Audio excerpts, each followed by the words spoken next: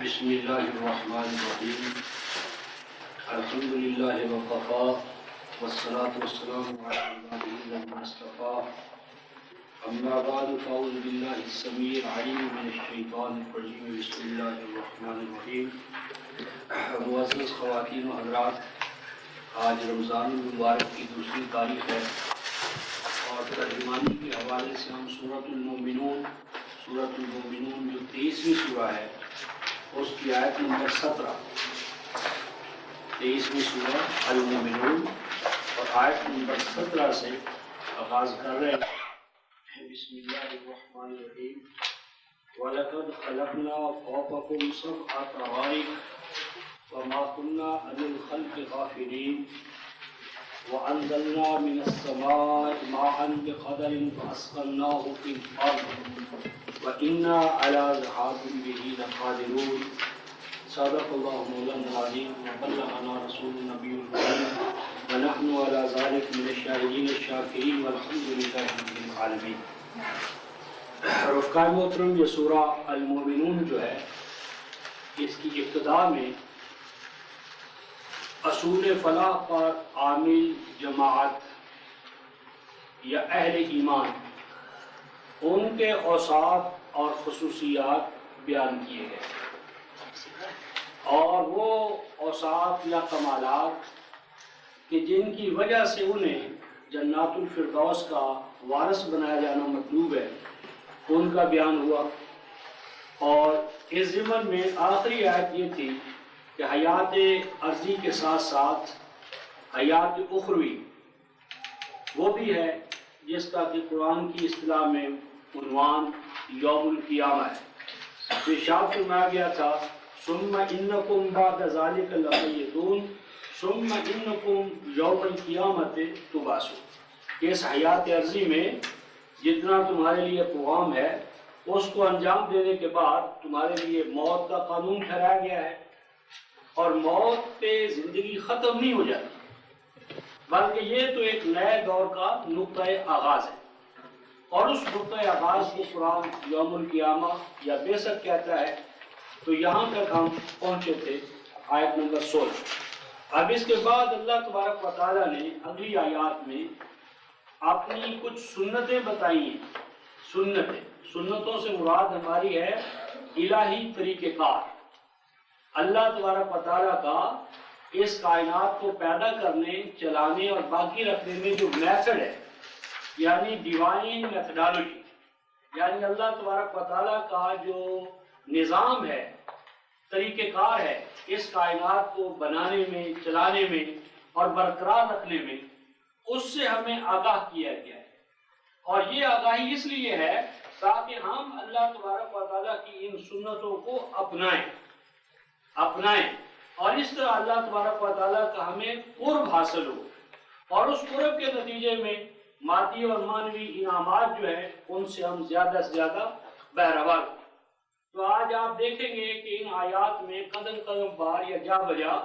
آیات الہیہ سے اللہ تعالیٰ نے اپنی سنتوں کا، اپنے طریقہ کار کا اظہار کیا ہے، اور اس اظہار میں ہمارے لیے عبرتوں کا سامان ہے. ہم نے اس سے فائدہ اٹھانا ہے اس بیان الہی سے. تو پہلی جو آیت اس وقت ہمارے سامنے 17 ہے، اس کو دیکھتے ہیں. وَلَقَدْ خَلَقْنَا فَوْقَكُمْ سَبْعَ طَرَائِقَ وَمَا كُنَّا عَنِ الْخَلْقِ غَافِلِينَ. واو کا معنی اور، لام تاکید کے لیے آتا ہے، اور قد بھی تاکید کا ہے. تو اس کا معنی ہے یہ بات بڑی پختہ ہے، پختہ تر بات ہے. تاکید در تاکید یہ بات تمہیں بتائی جا رہی ہے. کیا؟ خلقنا، کہ بے شک ہم نے پیدا کیا ہے، ڈھالا ہے، بنایا ہے. خلق کا معنی ڈھالنا، بنانا، کسی چیز کو قالب کے یا ڈائی کے حوالے سے اسے تشکیل دینا. تو بے شک ہم نے پیدا کیا ہے، بنایا ہے، ڈھالا ہے، قرار دیا ہے. فوقکم، تمہارے اوپر، تم سے بالا، تم سے اوپر کی سطح پر. سبع طرائق، سبع کا لفظی معنی تو ہے رفقائے محترم سات، لیکن یہ یاد رکھ لیجئے کہ عربی زبان میں اور قرآن حکیم میں 7 یا 100 کا لفظ یا 1000 کا لفظ یہ کثرت کے اظہار کے لیے بھی استعمال ہوا ہے، لہذا سبا کا یہاں معنی لازماً ساتھ نہیں ہے بلکہ بہت سے، بے شمار، کافی زیادہ۔ اور طرائق جو ہے یہ طریقہ کی جمع ہے طارقہ، طارقہ اور طارقہ اس کا معنی ہوتا ہے کسی چیز کی تہ بچھانا، کسی چیز کو تہ در تہ کرنا، اور کسی چیز کو پامال کرنا، کوٹنا، اسے پیوڈ وے بنانا۔ تو یہاں طرائق جو ہے یہ طریقہ کی جمع ہے۔ اور اب اس پوری آیت کا یا ان الفاظ کا مطلب یہ ہوا کہ بے شک ہم نے تمہارے اوپر 7 یا بہت سے راستے، تہیں، فرد بنائے۔ اور یہ جو رفقائے محترم 7 طرائق ہے، اس کو آپ سیارگان سبا بھی کہہ سکتے ہیں، یہ جو عطارد ہے، مریخ ہے، اور یہ جو سیارگان ہے اس کے حوالے سے بھی کہہ سکتے ہیں، اور اس کائنات کے مختلف لیئرز اس کی طرف بھی اس کا اشارہ ہو سکتا ہے۔ اور اسی طرح قرآن حکیم چونکہ من المثانی ہے، یعنی ایک ایسی کتاب ہے کہ جو مینی فولڈڈ ہے، اس لیے 7 طرائق سے مراد وہ انقلابات بھی ہیں، وہ انقلابات کہ جن کا خاص طور پر ہم سورہ شعراء جو ہے 26ویں سورہ ان کا بیان ہمارے سامنے آئے گا۔ تو یعنی اگر اس کو فزیکل سائنسز کے حوالے سے لیا جائے تو اس سے مراد ہے کلوی کائنات یا سیارگان، یا جسے میں نے بتایا مریخ ہے، عطارد ہے، یہ چاند، یہ سیارگان، یا شرائع یا طریقہ کار یا اصول۔ اور آگے فرمایا وَمَا كُنَّا عَنِ الْخَلْقِ غَافِلِينَ، اور نہیں ہیں ہم اپنی پیدائش سے، اپنی پیداوار سے، اپنی مخلوق سے کسی بھی حوالے سے غفلت سے کام لینے والے۔ مراد یہاں پر یہ ہے کہ اللہ تبارک و تعالیٰ بیان فرماتے ہیں کہ ہم نے صرف انسان ہی کو پیدا نہیں کیا، بلکہ اس کائنات پست و بلند میں جو کچھ ہے سب کے خالق ہم ہیں، اور نہ صرف خالق ہم ہیں بلکہ اس کی رکھوالی کرنے والے، نگہداشت کرنے والے، حفاظت کرنے والے، اس کو وجود عطا کرنے کے بعد اس وجود کو مینٹین کرنے کے، برقرار رکھنے کے جو اسباب اور وسائل ہیں وہ بھی ہم پیدا کرنے والے اور عطا کرنے والے۔ وَمَا كُنَّا عَنِ الْخَلْقِ غَافِلِينَ، اور ہم اپنی مخلوق سے کسی درجے میں غافل نہیں ہیں۔ اس سے بتانا یہ مقصود ہے کہ ایسا نہیں ہے کہ اللہ نے انسان کو، کائنات کو خلق کیا، پیدا کیا، اور پیدا کرنے کے بعد اب یہ اوروں کے سپرد کر دیا، جس طرح ہمارا تصور ہے کہ یہ اللہ تعالیٰ نے تو پیدا کیا اور پیدا کرنے کے بعد اب جتنی اختیارات ہیں وہ ڈیلیگیٹ کر دی ہیں اس نے فلاں کے ہاتھ میں، فلاں کے ہاتھ میں۔ اب اللہ تعالیٰ کے پاس تو صرف وحدت عبادت ہے، جو کچھ لینا ہے وہ تو فلاں سے لینا ہے، فلاں سے لینا ہے، فلاں صاحب مزاج سے لینا ہے۔ تو یہ تصور جو ہے یہ باطل ہے، قرآن اس کا قلقمہ کرنا چاہتا ہے، اور وہ بتانا چاہتا ہے کہ انسان کو یا کائنات کو اللہ تعالیٰ نے پیدا کرنے کے بعد اس کو بھولا نہیں، یا اس سے اس کا رشتہ منقطع نہیں ہو گیا، وہ مسلسل پہ ہم اس کائنات کی، کائنات پست و بلند کی حفاظت اور نگہداشت پہ مامور ہے، لگا ہوا ہے۔ اب اس کے بعد آگے جو ارشاد فرمایا جا رہا ہے وَأَنزَلْنَا مِنَ السَّمَاءِ مَاءً، یہ اب خلق جو ہے، مخلوق جو ہے، اس کو وجود عطا کرنے کے بعد اس وجود کو برقرار رکھنے کے لیے جو وسائل درکار ہے، اب ان وسائل کا بیان شروع ہوتا ہے۔ ارشاد فرمایا وَأَنزَلْنَا، اور بے شک ہم اتارتے ہیں، نازل کرتے ہیں، اور نزول یا انزال کا عربی زبان میں اور قرآن حکیم میں ہر وہ چیز جو اہمیت کی حامل ہو اس کے لیے بھی نزول اور انزال۔ تو ہم نے اتارا سما سے، سما کا معنی قرآن میں بادل بھی ہے، بارش بھی ہے، بلند چیز بھی ہے۔ تو یہاں مراد ہے یعنی بلندیوں سے، یعنی پہاڑوں سے، پہاڑ بھی اس کا ایک ذریعہ بنتے ہیں، بادل، بارش، تو ان تمام چیزوں سے ہم نازل کرتے ہیں، اتارتے ہیں۔ کیا اتارتے ہیں؟ ماء، پانی، پانی اتارتے ہیں۔ اور آگے ارشاد فرمایا رفقائے محترم بقدرن، کہ یہ جو پانی یا بارش نازل ہوتی ہے یہ کوئی ایسا نہیں کہ اس کے پیچھے کوئی نظام نہ ہو، بقدرن، قدر کا معنی پیمانہ، قدر کا معنی ویلیوز، قدر کا معنی مقاصد، قدر کا معنی نفعت اللہ نظام۔ مراد یہاں پر یہ ہے کہ یہ بارش یا اس طرح کی چیزیں بغیر کسی ضابطے، قانون یا اصول کے نہیں ہوتی، ان کے پیچھے قوانین ہیں، اقدار ہیں، تو ان چیزوں کو یا اس بارش کو یا اس پانی کو ہم نفعت النظام کے تحت نازل کرتے ہیں، اتارتے ہیں۔ اور فرمایا فَأَسْقَمْنَاهُ فِي الْأَرْضِ، اور جب یہ پانی اوپر سے نیچے آتا ہے تو پھر ہم اسے زمین میں سٹور کر لیتے ہیں، ٹھہرا لیتے ہیں۔ فَأَسْقَمْنَاهُ، پس ٹھہرا لیتے ہیں، ٹھہرا دیتے ہیں ہم اسی پانی کو زمین میں، یعنی اوپر بلندیوں سے وہ پانی نیچے آتا ہے، انسان اس سے اپنی ضروریات پوری کرتا ہے، اور فاضل پانی جو ہے وہ اللہ تبارک و تعالیٰ زمین کی نچلی تہوں میں محفوظ کر دیتا ہے کہ وہاں سے دوبارہ چشموں کی شکل میں وہی پانی جو ہے وہ انسان کے کام آتا ہے۔ فَأَسْقَمْنَاهُ فِي الْأَرْضِ، پس ہم اسے قرار دیتے ہیں، ٹھہرا دیتے ہیں زمین میں۔ وَإِنَّا عَلَىٰ ذَهَابٍ بِهِ لَقَادِرُونَ، اور پھر وہ پانی جو زمین میں ہوتا ہے فرمایا وہ بھی آہستہ آہستہ ختم ہو جاتا ہے، پھر دوبارہ ہم پانی نازل کرتے ہیں۔ اور بے شک ہم عَلَىٰ ذَهَابٍ بِهِ، اس پانی کو لے جانے پر، یعنی یہی بخارات کی شکل میں نیچے سے اوپر جاتا ہے پھر دوبارہ واپس آ جاتا ہے۔ اور لقادرون کا معنی یہاں صرف قدرت نہیں ہے بلکہ یہاں بھی پیمانے ٹھہرانے والا، اس کے لیے اندازے مقرر کرنے والا۔ تو اس آیت 18 میں سبق ہمیں یہ ملا کہ جب اللہ تعالیٰ نے انسان کو یا اس کائنات کو پیدا کیا تو ایسا نہیں ہوا کہ پہلے یہ انسان آ جائے اور انسان کو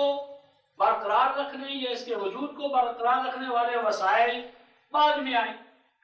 نہیں، پہلے اللہ تبارک و تعالیٰ نے اس کائنات کو اول سے آخر تک سنوارا، اس میں وہ وسائل رکھے، اس میں وہ مینز رکھے، اس کے لیے وہ قوانین ٹھہرائے کہ جن سے انسان آگے چل کر استفادہ حاصل کر سکتا ہے، اپنے وجود کو برقرار رکھنے میں ان سے امداد لے سکتا ہے۔ تو اس سے ہمارے لیے سبق یہ ہے کہ ہم جب کوئی منصوبہ بنائیں، کوئی مہم شروع کریں تو وہ مہم یا منصوبہ ہوا میں نہیں ہونا چاہیے، پہلے ہمیں اس کی جو میٹیریل بیک گراؤنڈ یعنی گراؤنڈز ہیں وہ ہمیں مہیا کرنی چاہیے۔ یعنی کوئی بھی منصوبہ بنائیں تو پہلے اس کے بارے میں ہمیں یہ جانچنا چاہیے، دیکھنا چاہیے کہ اس منصوبے کے برقرار رکھنے میں، باقی رکھنے میں، آگے بڑھنے کے لیے جو وسائل درکار ہیں کیا وہ ہم نے مہیا کر لیے ہیں یا نہیں۔ تو گویا کہ اگر ہم شیخ چلی کی طرح منصوبے بنائیں لیکن منصوبوں کو پایہ تکمیل تک پہنچانے کے لیے جو وسائل درکار ہیں، حالات سازگار درکار ہیں، اگر وہ پیدا نہ کریں تو گویا کہ ہم اللہ تبارک و تعالیٰ کی سنت سے ہم نے کوئی سبق حاصل نہیں کیا۔ آگے اسی پانی کے حوالے سے اب اس پانی سے نوع انسانی کو جس جس حوالے سے نفع پہنچتا ہے اس کا بیان شروع ہوتا ہے۔ فَأَنشَأْنَا لَكُمْ بِهِ جَنَّاتٍ مِّن نَخِيلٍ وَأَعْنَابٍ، فرمایا کہ وہ پانی جو بارش کی شکل میں تمہارے پاس آتا ہے تو ہم اس پانی کے ذریعے پیدا کرتے ہیں۔ فَأَنشَأْنَا، پس پیدا کرتے ہیں ہم، لَكُمْ، تم سب کے لیے،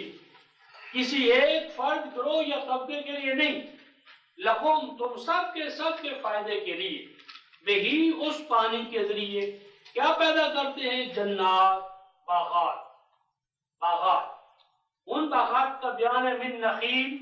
کھجوروں کے باغات، وعناب، اور انگوروں کے باغات۔ اس میں تین چیزیں رفقائے محترم اس جملے میں ہمارے لیے غور طلب ہے۔ پہلی چیز تو یہ کہ اللہ تبارک و تعالیٰ پانی کے بغیر بھی یہ تمام چیزیں پیدا کر سکتا تھا، لیکن ایسا نہیں ہوا۔ اس نے قانون علت کے تحت، سبب اور مسبب کے تحت اپنی یہ سنت ٹھہرائی کہ جو کام وہ کرتا ہے اس کے لیے اسباب ٹھہراتا ہے۔ ان اسباب کو اللہ تبارک و تعالیٰ خود بروئے کار لاتے ہیں، بلکہ ان اسباب کی پابندی کو بربنہ رحمت اپنے لیے لازم قرار دیتے ہیں۔ تو اس میں ہمارے لیے سبق یہ ہے کہ ہم بھی اللہ تعالیٰ کی یہ سنت سے سبق سیکھیں، ہم بھی گویا کہ قانون سبب جو ہے یا سبب اور مسبب یا قانون علت و معلول جو ہے اس سے ہم فائدہ اٹھائیں۔ اس کو چھوڑ دینا یا ترک کرنا یا اس سے صرف نظر کرنا، یہ اللہ تعالیٰ کی سنت سے اعراض کرنے کے مترادف ہے۔ دوسری بات یہاں یہ فرمائیے رفقائے محترم لکم، کہ جو بھی اللہ تبارک و تعالیٰ ربوبیت کے رحمانیت کے نتیجے میں اسباب پیدا فرماتے ہیں تو وہ اسباب کسی ایک گروہ کے لیے نہیں ہوتے، کسی ایک طبقے کے لیے نہیں ہوتے، کسی ایک فرد اور جماعت کے لیے نہیں ہوتے۔ اس کا نتیجہ یہ ہے کہ یہ وسائل ہیں ربوبیت کے حوالے سے، نرشمنٹ کے حوالے سے، اور کل کی کل نوع انسانی کی یہ گویا برابر کا ان میں حصہ ہے۔ تو ایسا نہ ہونا چاہیے کہ وسائل پیداوار پر ایک خاص طبقہ جو ہے وہ مسلط ہو جائے، وہ اور ان کے حالی موالی تو ان سے فیضیاب ہو، فوائد حاصل کریں، اور جو اکثریت کثیرہ ہے اس سے محروم کر دی جائے، یہ غلط بات ہے۔ تو لقم میں خطاب ارشاد فرمایا کل کی کل نوع انسانی کو، آپ کو، مجھے، گوروں کو، کالوں کو، اور سبق یہ دینا مطلوب ہے کہ وسائل پیداوار سے حق انتفاع کل کی کل نوع انسانی کا برابر ہے، برابر کا گویا کہ ہر ایک کو حق ہے کہ وہ وسائل پیداوار سے اسے فائدہ اٹھانے کا موقع ملتا رہے۔ اور یہ چیز جو ہے یہ اب ضابطہ ٹھہرے گی تو ریاست گویا اس کی پابند بن جائے گی، اسلامی مملکت، تو گویا کہ وہ وسائل پیداوار سے حق انتفاع کے مواقع پوری رعیت کو، سب کو مہیا کرے۔ اور آگے جو ارشاد فرمایا رفقائے محترم من نخیل و عناب، یہ صرف باربنائے تمثیل ہے، کیونکہ عرب معاشرے کے اندر کھجوریں اور انگور یہ بڑی ان کی اہمیت تھی۔ تو آج ہم جب اپنے ماحول میں اس کے حوالے سے کہہ سکتے ہیں کہ آم ہے، انناس ہے، شریفہ ہے، طرح طرح کے جو پھل اللہ تبارک و تعالی ہماری غذا کے لیے، ضروریات کے لیے پیدا فرماتے ہیں، تو ان کا بیان یہاں ہم کر سکتے ہیں۔ تو آگے ارشاد فرمایا لکم فیہا فواکہ کثیرہ ومنہا تاکلون، وہ جو پانی ہے، بارش ہے، بارش سے جو طرح طرح کے باغات پیدا ہوتے ہیں، ان باغات میں دو چیزیں ارشاد فرمائی رفقائے محترم۔ ایک تو فرمایا لکم فیہا فواکہ کثیرہ، کہ ان باغات میں بہت سے پھل، فاقہ یفقہ ہو، ایسے پھل کو کہتے ہیں جو سوکھا بھی ہو تو بھی اس کا جو ذائقہ ہے، خاصہ جو ہے، اس میں وہ برقرار رہے۔ فواکہ کثیرہ کو الگ کر کے اور منہا تاکلون کو الگ جو بیان کیا ہے، تو اس کا یہ مطلب ہے کہ یہ فواکہ جو ہیں، پھل جو ہیں، صرف کھانے ہی کے حوالے سے نہیں ہے کہ ان کو ڈائریکٹ ہم منہ میں ڈال لیں، بلکہ ان کو گویا کہ ان کی پیکنگ کرنا، ان کو محفوظ رکھنا، یا ان کو ادویہ کے طور پر استعمال کرنا، یا گویا کہ ان کو دوسروں تک پہنچانا، گویا کہ وہ بھی اس میں انڈرسٹوڈ ہے۔ اور مطلب یہاں پر یہ ہے کہ اللہ وہ ہے کہ جس نے نہ صرف تمہیں پیدا کیا بلکہ تمہیں اور تمہارے وجود کو برقرار رکھنے کے لیے اس نے تمہیں وسائل مہیا کیے، اور یہ وسائل بلا مرد و معاوضہ ہے۔ کسی چیز کا اللہ تبارک و تعالیٰ تم سے معاوضہ نہیں چاہتے، معاوضہ بس یہ ہے کہ تم ان وسائل کو سب کی ربوبیت کے لیے کھلا رکھو۔ آگے ارشاد فرمایا وَشَجَرَةً تَخْرُجُ مِن طُورِ سَيْنَاءَ تَنبُتُ بِالدُّهْنِ وَصِدْغًا لِلْآكِلِينَ، یہ بھی اسی عرب ماحول کے حوالے سے فرمایا کہ اور وہ ایک درخت، لیکن یہاں جنس کے معنی میں ہے، اور مراد شجرہ زیتون ہے، اور فرمایا کہ اسی پانی سے، بارش سے ہم اگاتے ہیں، سرسبز و شاداب کرتے ہیں اس درخت کو، وہ درخت تخرج من طور سینا، جو طور سینا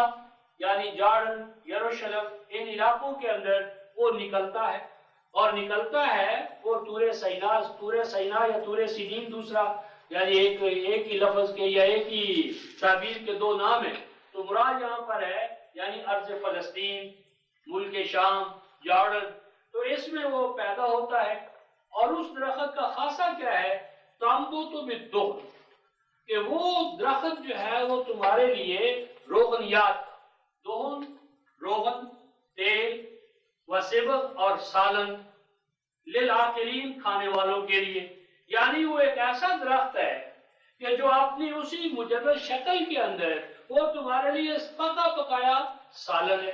پکے پکائے سالن کا وہ کام دیتا ہے اور اس کے اندر دون ہے، تیل ہے۔ مراد یہاں پر یہ ہے کہ اللہ تبارک و تعالیٰ ان اشیاء کی طرف ہماری توجہ مبذول کرا رہے ہیں جو ہمارے لیے ربوبیت کا سامان ہے، اور ربوبیت کا وہ سامان ہم سب کے لیے بلا مزد و معاوضہ ہے، اور بتانا یہ مقصود ہے کہ یہ للعاقلین، تمام حاجت مندوں کے لیے، سب ضرورت مند جو ہے، تو گویا کہ اللہ تعالیٰ نے کسی خاص طبقے کے لیے یہ وسائل پیداوار نہیں پیدا فرمائے، بلکہ سب کے سب انسان، تمام حاجت مند، تمام کھانے پینے کے جو محتاج انسان ہیں، ان سب کے لیے ان وسائل میں برابر کا حق ہے۔ اب نباتات کی دنیا سے آگے بڑھ کر عالم حیوان میں، عالم حیوانی میں، اینیمل کنگڈم کے اندر جو فوائد ہے، منافع ہیں، جن کو اللہ تعالیٰ نے ہمارے لیے بلا مزد و معاوضہ پیدا فرمایا ہے، اب ان کا بیان شروع ہوتا ہے۔ ارشاد ربانی ہے وَإِنَّ لَكُمْ فِي الْأَنْعَامِ لَعِبْرَةً، اور بے شک اے انسانوں تمہارے لیے، واو کا معنی اور، اِنَّا معنی بے شک، لَكُمْ تم سب کے لیے، یہاں بھی وہی نقطہ ہے جیسے اوپر فرمایا تھا لَكُمْ فِيهَا، یعنی تم میں سے کسی خاص طبقے کے لیے نہیں، سب کے لیے۔ یعنی یہ جو حیوانات ہیں، ان حیوانات کو بھی اللہ تعالیٰ نے کسی خاص طبقے کے لیے، گروہ کے لیے پیدا نہیں کیا، گویا کہ یہ حیوانات بھی کل کی کل نوع انسانی کی گویا ربوبیت کے وسائل کے طور پر اللہ تعالیٰ نے انہیں پیدا فرمایا ہے۔ تو گویا کہ ان چیزوں کو بھی عمومی مفاد کے لیے یا عمومی منفعت کے لیے یا ربوبیت عامہ کے لیے کھلا رہنا چاہیے۔ فرمایا اور بے شک ہے تم سب کے لیے، یا تم سب کے فائدے کے لیے کیا، انعام یعنی حیوانات، یا حیوانات کے اندر تمہارے لیے بے پناہ منافع ہیں، اور ان انعام میں خاص طور پر ایک لفظ ہے، اور اس کا مطلب عبرت، کہ ان انعام سے، حیوانوں سے تم سبق سیکھو۔ اب ان انعام میں رفقائے محترم کیا سبق ہے؟ عبرت کا معنی سبق، لیسن۔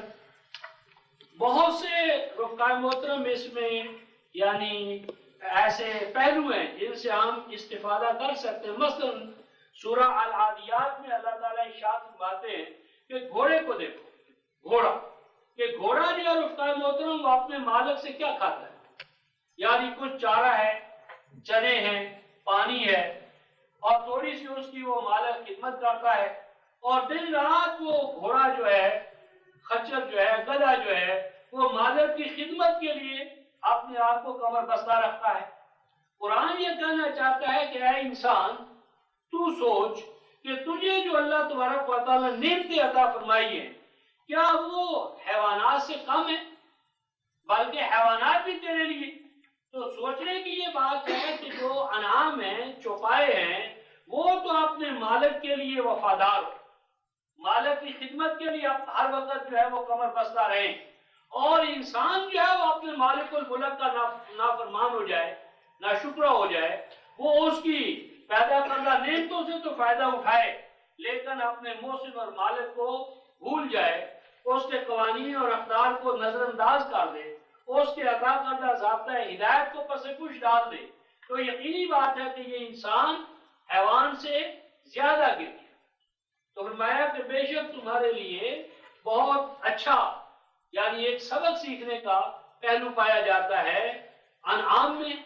اور بالخصوص فرمایا نسقیکم مما فی بطونہا، کہ بے شک ان انعامات میں، چوپاؤں میں، مویشیوں میں وہ بھی ہیں کہ پلاتے ہیں ہم تمہیں، مما فی بطونہا، اس میں سے جو ان کے پیٹوں میں تیار ہوتا ہے۔ مراد یہاں پر ہے دودھ، یعنی دیکھو اللہ تعالیٰ نے تمہارے لیے انعام، اینیملز، حیوانات پیدا کیے کہ انہی حیوانات کو تم سواریوں کے طور پر بھی استعمال کرتے ہو، یعنی ان کو لدو جانور کے طور پر بھی استعمال کرتے ہو، اور ان کا زندہ ہونا بھی تمہارے لیے نفع بخش ہے، اور اگر وہ مر جائیں یا ذبح کر دو تو بھی ان کی کھاد، ان کا گوبر، ان کا ہر چیز تمہارے لیے نفع بخشی اور فیض آسانی کا سامان رکھتی ہے۔ بتانا یہ مقصود ہے کہ انسان کو ایسی چیزیں پیدا کرنا چاہیے، ایسی چیزیں پیدا کرنا چاہیے کہ جن کے اندر نفع بخشی اور فیض رسانی کا وافر سامان پایا جاتا ہو. جس طرح فرمایا کہ انعام دیکھو کہ کھانے پینے کا بھی اس میں تمہارے لیے ساز و سامان ہے، اور مزید برآں کہ ان سے دودھ پیدا ہوتا ہے، اور وہ دودھ بھی بین فرسن ودمن لبنا سائغا یعنی للشاربین، کہ وہ کیسی مشینری اللہ تعالی نے رکھی ہے کہ اسی میں گوبر ہے، اسی میں فضلہ ہے، اور اسی اس پیڑ کے اندر شیریں اور زبردست قسم کا تمہارے غذائیت سے مالا مال دودھ تیار ہو رہا ہے. یعنی ایک ہی مشینری جو ہے یا ایک ہی نظام جو ہے اس میں بے پناہ متعدد منافع جو ہے وہ تمہارے لیے رکھ دیے گئے ہیں. تو تمہیں بھی گویا کہ ایسی کلا یا ایسی مشینری تیار کرنا چاہیے کہ جس میں نفع بخش و فیض آسانی زیادہ سے زیادہ ہو اور زیادہ سے زیادہ انسانیتوں سے مستفید ہو. فرمایا وَلَكُمْ فِيهَا مَنَافِعُ كَثِيرَةٌ وَمِنْهَا تَأْكُلُونَ. فرمایا کہ یہ حیوانات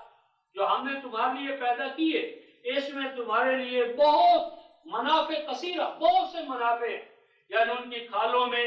ان کے گوبر میں، ان کے بالوں میں، ان کے دودھ میں، یعنی ان کی موت میں، ان کی حیات میں. گویا قدم قدم پر تمہارے لیے اللہ تعالیٰ نے منفعت بخشی کے ساز و سامان، وسائل بلا موقع معاوضہ بغیر تمہاری ایمان کے پیدا فرمائے. تو اس میں سبق یہ دینا مطلوب ہے کہ تم بھی اللہ تعالیٰ کی صفت سے اپنے آپ کو آراستہ کرو.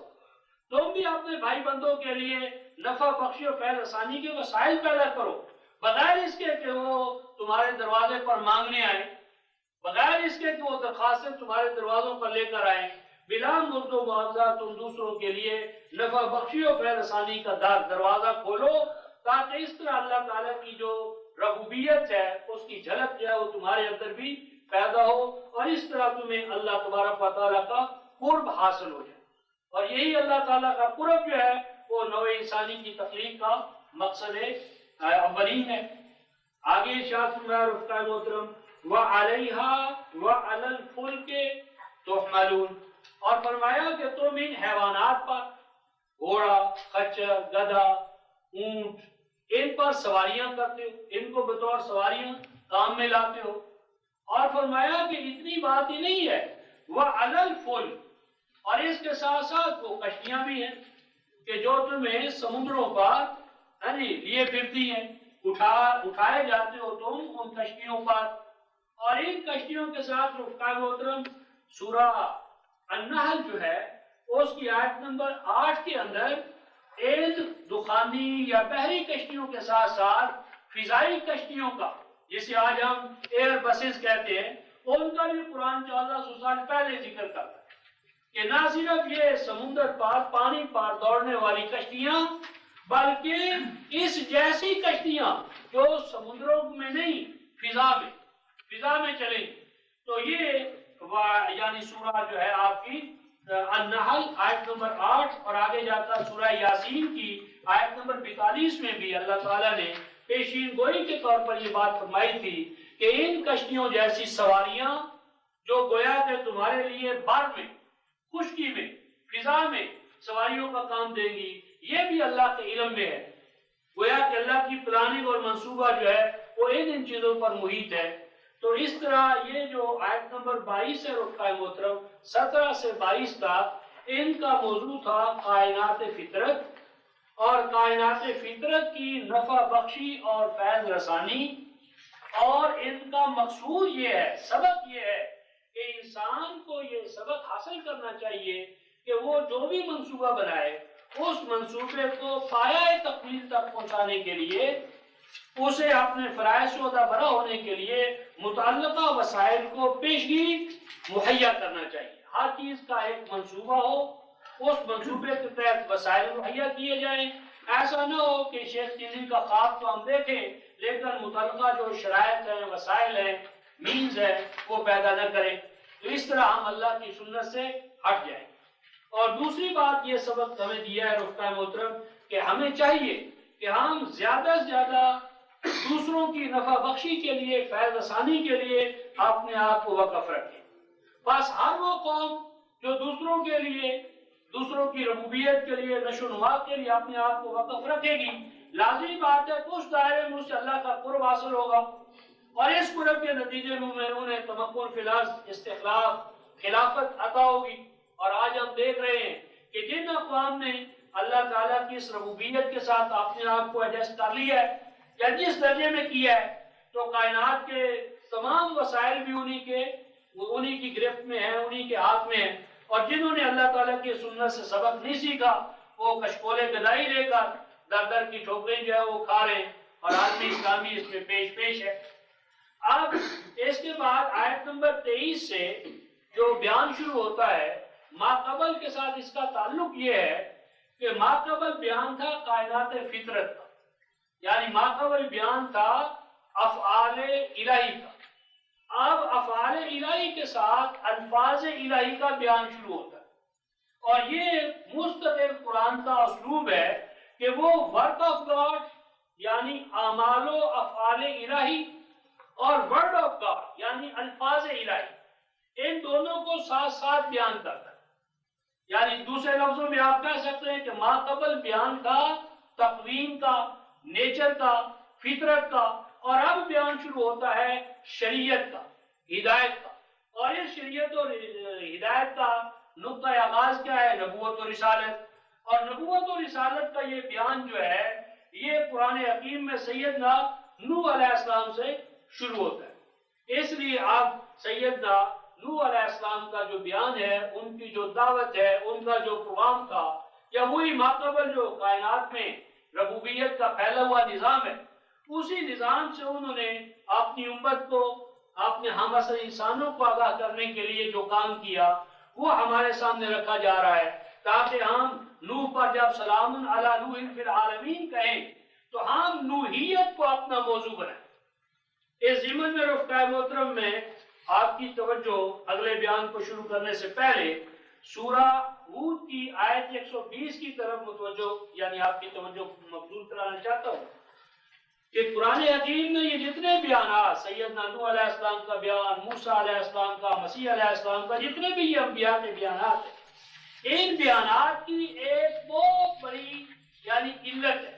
ضرورت ہے، نصب العین ہے۔ اگر وہ نصب العین ہمارے ذہنوں سے اتر جائے یا اس پر ہمارا ذہن جو ہے وہ پوری طرح اس کو اپنی گرفت میں نہ لے، تو یہ تمام واقعات ہمارے لیے قصے ہیں، کہانیاں ہیں، سٹوریز ہیں، سٹوریز آف دا پاسٹ۔ اور اس طرح کتاب ہدایت سے فیض یاب ہونے کا جو دروازہ ہے وہ ہمارے لیے بالکل بند ہو جاتا ہے۔ تو سورہ ہود کی آیت 120 میں اللہ تعالیٰ ارشاد فرماتے ہیں وَكُلًّا نَقُصُّ عَلَيْكَ مِنْ أَنْبَاءِ الرُّسُلِ، یہ تمام کے تمام واقعات جو ماقبل انبیاء کے حوالے سے ہم آپ کے سامنے بیان کر رہے ہیں، ان کا مقصد کیا ہے؟ مقصد کیا ہے؟ لِنُثَبِّتَ بِهِ فُؤَادَكَ، کہ آپ ان واقعات کو پڑھ کر آپ کے دل دماغ کو تقویت حاصل ہو، آپ ان سے قوت و طاقت حاصل کریں، اور ان واقعات میں حق کا یعنی غالب ہونا جو ہے وہ آپ کو نظر آئے۔ اور آگے فرمایا وَذِكْرَىٰ، اور یہ صرف نبی کے حوالے سے بات نہیں ہے، اور اے اہل ایمان تم بھی ان واقعات سے شرف و مجد حاصل کرو، اور تمہارے لیے بھی اس میں ہدایت اور رہنمائی کا سامان ہے۔ 11:120۔ بس ان واقعات کو جب بھی ہم نے پڑھنا ہے رفقائے محترم تو یہ قصے اور کہانی کے طور پر نہیں پڑھنا، بلکہ ان کے اندر ہمارے لیے، ہمارے یعنی ہونے والے انقلاب کے لیے، یا ہماری جو زندگی ہے، زندگی کے جو مسائل ہیں، مشکلات ہیں، ان کے لیے ان واقعات میں سلوشنز ہے،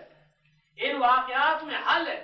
بہت بڑا حل ہے۔ ان میں سے چند ایک کی طرف میں آپ کی توجہ دوران درس مبذول کراؤں گا۔ ابھی ہم بیان شروع کرتے ہیں۔ ارشاد ربانی ہے وَلَقَدْ أَرْسَلْنَا نُوحًا إِلَىٰ قَوْمِهِ فَقَالَ يَا قَوْمِ اعْبُدُوا اللَّهَ مَا لَكُم مِّنْ إِلَٰهٍ غَيْرُهُ أَفَلَا تَتَّقُونَ،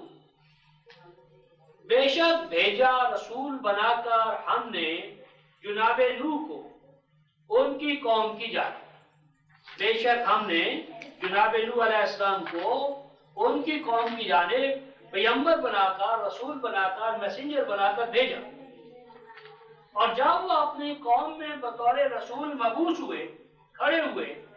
رسالت کا فریضہ انجام دینے کے لیے کھڑے ہوئے، تو انہوں نے کیا کہا اپنی قوم کو؟ فرمایا فقال، پس کہا سیدنا نوح علیہ السلام نے اپنی قوم کے سے، یا قوم، یہ جو میم کے نیچے زیر ہے رکھا ہے محترم، یہ اصل میں ہے یا قومی، اے میری قوم، اے میرے ساتھیوں، رفیقوں، ہموطنوں، بھائیوں، کیا کرو؟ اعبدوا اللہ، تم بندے بنو، محکوم بنو، محکومیت اختیار کرو ایک اللہ کی، ما لکم من الہ غیرہ، نہیں ہے اس اللہ کے ماں سوا یا اس کے ساتھ ساتھ کوئی اور تمہارے لیے الہ۔ الہ کا معنی ہے رفقہ محترم معبود، معبود کا معنی ہے حاکم، حاکم مطلق، قانون عطا کرنے والا، نظام عطا کرنے والا، شریعت عطا کرنے والا، مشکل کشا، حاجت روا، غیب دان، اور ما فوق الاسباب، فریاد رس۔ اور آگے فرمایا افلا تتقون، تم اللہ تعالیٰ کی اس عبودیت میں اپنے جیسے انسانوں کو شامل کر کے اپنے اوپر جو ظلم ڈھا رہے ہو، اس ظلم سے تم کیوں اپنا بچاؤ نہیں چاہتے، تحفظ نہیں چاہتے؟ اس آیت میں رفقائے محترم عبودیت جو ہے نا، عبادت، اس کو ہم نے سمجھنا ہے۔ عبادت کے بعد میں ہمیں تو بتایا گیا عبادت کا معنی ہے پوجا پاٹ اور بس، تو یہ صحیح نہیں ہے رفقائے محترم۔ ابھی آپ اسی سورہ میں جو ہمارے سامنے ہے، اس کی آیت نمبر 47 میں پڑھیں گے، سورہ مومنون آیت نمبر 47، کہ جب سیدنا موسیٰ اور ہارون علیٰ نبینا علیہ السلام قوم فرعون کے پاس پہنچے پیغام لے کر، تو قوم فرعون نے کہا فقالوا، پس کہا فرعونیوں نے، انؤمن لبشرین مثلنا، کیا بھلا ہم ایمان لے آئیں اپنے ہی جیسے دو انسانوں پر، وقومہما لنا عابدون، جبکہ ان دونوں کی قوم جو ہے وہ تو ہماری عبادت میں لگی ہوئی ہے۔ تو اب یہاں یہ معنی نہیں ہے کہ فرعون کا کوئی اسٹیچو یا بت جو ہے وہ انہوں نے بنا کر اپنے سامنے رکھا ہوا تھا، اس کے سامنے وہ اپنے سر جھکاتے تھے یا فرعون کی مالا جپتے تھے۔ کوئی بھی حاکم جو ہے رفقائے محترم آپ سے یہ نہیں چاہتا کہ آپ مجرد اس کا نام جپتے رہیں، اس کو سینٹر میں بٹھا کر اس کا طواف کرتے رہیں، ہاں جی، اس کے مالا جپ کر طواف کر کے شام کو یا اگلے دن آپ جا کر اس سے اجرت کا مطالبہ کریں، تو وہ اجرت دینے کی بجائے الٹا آپ پر تاوان ڈالے۔ تو عبودیت کیا ہے رفقائے محترم؟ کیا کر رہی تھی قوم موسیٰ؟ وہ ان کے حکم کی تعمیل میں لگی ہوئی تھی، جو ان کے تقاضے تھے، آرڈرز تھے، کمانڈز تھی، ان کو وہ پورا کر رہے۔ اور آگے آپ سورہ شعراء کی آیت 22 کا حوالہ لکھ سکتے ہیں کہ سیدنا موسیٰ علیہ السلام نے بھی اس بات کو تسلیم کیا ہے کہ دل کا نعمت تمنھا علیہ ان عبدت بنی اسرائیل، ہاں میں مانتا ہوں کہ تو میری پوری کی پوری قوم جو ہے اے فرعون وہ تیری عبودیت میں، عبادت میں لگی ہوئی ہے۔ اور سورہ یاسین اس کی آیت نمبر 62، اس میں آپ دیکھیں گے الم احد الیکم یا بنی آدم اللہ تعبدوا الشیطان، اے ابنائے آدم، کیا ہم نے تم سے عہد نہیں لیا تھا کہ تم نے شیطان کی عبادت نہیں کرنی؟ اب شیطان کی اس معنی میں کس نے عبادت کی ہے رفقائے محترم؟ کہ اس کا کوئی اسٹیچو بنایا ہو، یا اس کے نام پر کوئی معبد کھڑا کیا ہو، یا اس کی مالا جپتا ہو۔ یعنی شیطان کی عبادت کیا ہے؟ شیطان کے جو راستے ہیں، طور طریقے ہیں، وہ ان کی جو رسمیں ہیں، ریتیں ہیں، ان کو اپنانا شیطان کی عبادت ہے۔ فرعون کے طور طریقوں کو اپنانا فرعون کی عبودیت ہے۔ اور اللہ تبارک و تعالیٰ کا عطا کردہ ضابطہ ہدایت، قرآن، کلام الہی، اس کو اپنانا، اس پر چلنا، اس پر چلانا، یہ اللہ تبارک و تعالیٰ کی عبادت ہے۔ اس ضمن میں سورہ یوسف کی آیت نمبر 40 کو اگر آپ ہمیشہ سامنے رکھیں، جس میں یہ الفاظ ہمارا اللہ تعبدوا الا ایاہ، باقبل ذکر ہے ان الحکم الا للہ، نہیں ہے حق حکمرانی مگر ایک الہ واحد اللہ کو، اور اس اللہ نے تمہیں حکم دیا ہے کہ تم اس اللہ کے سوا کسی کو اپنا کیا نہ مانو، حاکم نہ مانو۔ تو ایک اللہ کو رفقائے محترم حاکم ماننا، یعنی اس کے قانون اور نظام کو بالا سمجھنا، اور اس کے قانون اور نظام کے لیے اپنے آپ کو وقف کر دینا، یہ ایاک نعبد و ایاک نستعین ہے۔ یہ نہیں ہے کہ مسجد میں آ کر تو ایاک نعبد و ایاک نستعین، اور منڈی میں جا کر، پارلیمنٹ میں جا کر، باہر کی زندگی میں جا کر جو طاغوت ہے، شیاطین ہے، شیاطین الجن والانس ہیں، ان کے قانون کو، نظام کو مانا جائے۔ تو یہ ڈوئلزم جو ہے، یہ سلویت جو ہے، یہ شرک فی العبودیت ہے، اور یہ وبال کا باعث بنتا ہے، فلاح کا ضامن کبھی نہیں ہوتا۔ تو یہ جو عبودیت ہے رفقائے محترم، وہ پوجا پاٹ کے معنی میں نہیں ہے، بلکہ یہ حکم اور نظام کے حوالے سے ہے کہ تم جس خالق کو اپنا الہ مانتے ہو، اس کے امر پر چلو، اس کے نظام پر چلو، اس کے قوانین اور اقدار پر چلو۔ اور اس طرح رفقائے محترم شرک فی العبودیت یعنی اللہ کے نازل کردہ احکام میں کسی بھی انسان کے قانون یا نظام کو اس جیسا قرار دینا، یہ شرک فی العبودیت ہے۔ اور اسی کو اللہ تبارک و تعالی شرک فی الحکم قرار دیا کہ اللہ کے حکم نامے جیسا کسی اور کا حکم ماننا یا دوسروں کے حکم نامے کو اللہ کے حکم نامے پر ترجیح دینا، یہ ان کو اپنا معبود بنا۔ تو جب سیدنا نوح علیہ السلام نے اپنی قوم کے سامنے یہ پیغام رکھا، یہ دعوت رکھی، تو اس کا رد عمل کیا ہوا؟ قوم نے کس طرح اس دعوت کو قبول کیا یا رد کیا؟ ارشاد ربانی ہے، فَقَالَ الْمَلَأُ الَّذِينَ كَفَرُوا مِنْ قَوْمِهِ مَا هَذَا إِلَّا بَشَرٌ مِثْلُكُمْ يُرِيدُ أَنْ يَتَفَضَّلَ عَلَيْكُمْ۔ فرمایا پس کہا، پس قالا کہا، پس کہا، پس جواب دیا،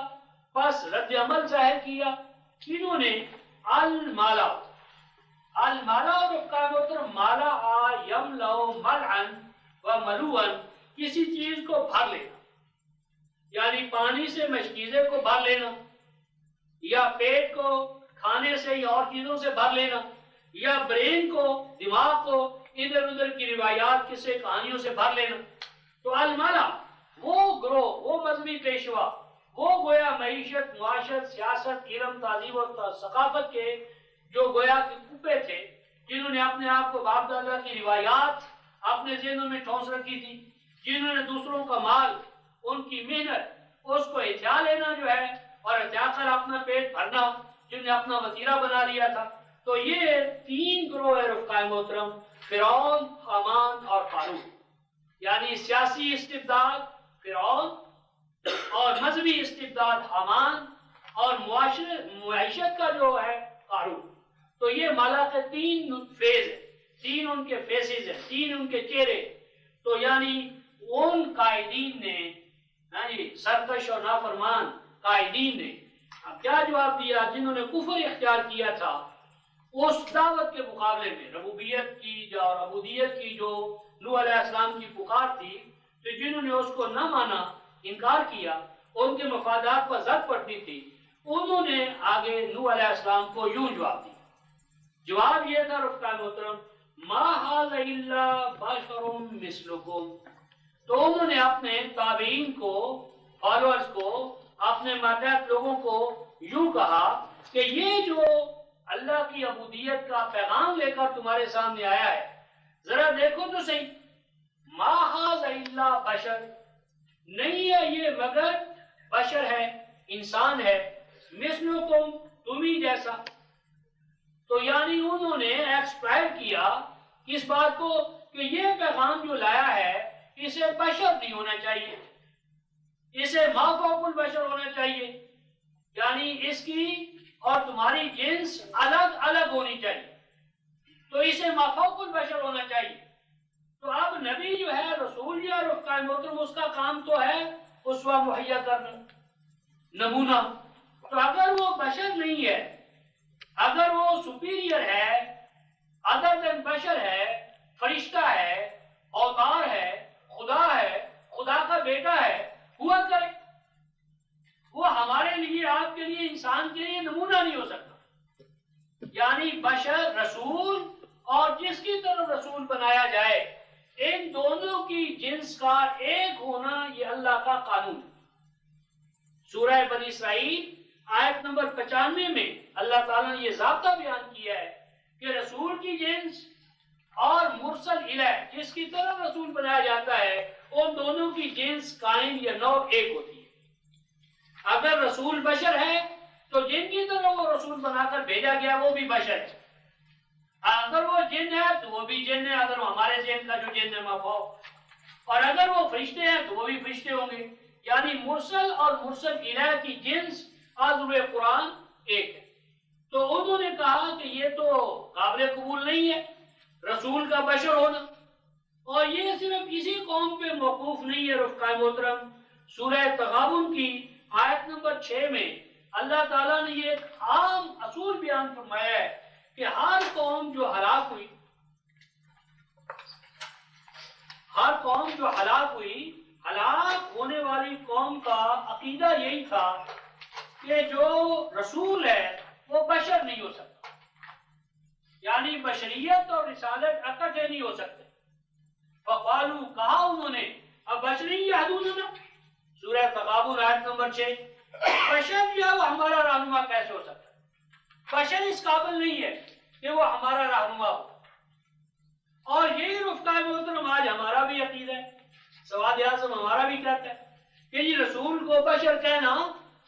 رسول کی توہین ہے. اس ضمن میں اگر آپ سورہ ابراہیم آیت نمبر 11، تمام رسولوں نے کہا قالت لہم رسلہم، کہا امتوں کو، قوموں کو ان کے رسولوں نے، ان نحن الا بشر مثلکم،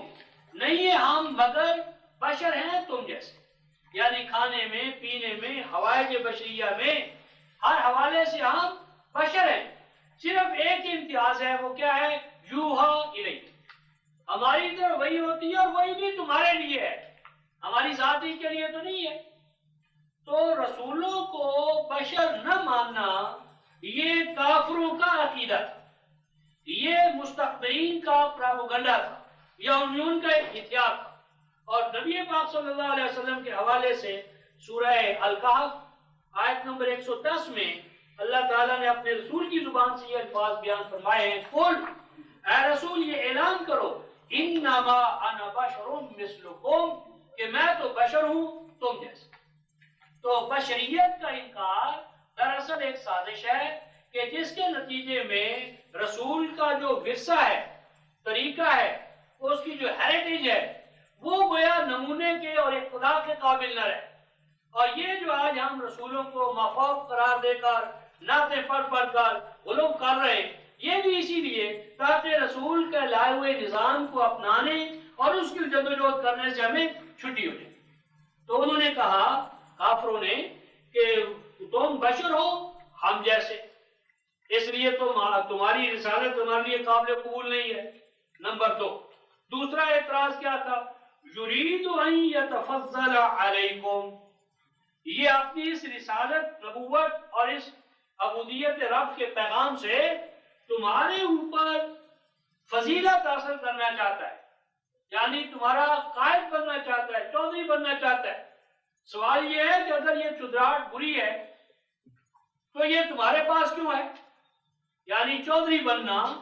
افضل ہونا، فضیلت، یہ کوئی برائی کی بات ہے؟ اگر برائی کی بات ہے تو تمہارے پاس یہ تو صدیوں سے چلی آ رہی ہے. تم افضل ہو تو ٹھیک، اور اگر کوئی اللہ کا بندہ اللہ کا پیغام دے کر اس کی افضلیت آ جائے تو قابل اعتراض. تو یہ پراپیگنڈا تھا ان کا کہ یہ تو اپنے آپ کو بڑا بنانا چاہتا ہے، حالانکہ ہر نبی نے اور نبی پاک صلی اللہ علیہ وسلم نے بھی یہی اعلان کیا تھا رفقائے محترم کہ میں تو حکم دیا گیا ہوں. مثلا سورہ النمل جو ہے، سورہ نمل، اس کی آیت 91 میں ہے، وَأُمِرْتُ أَنْ أَكُونَ مِنَ الْمُسْلِمِينَ،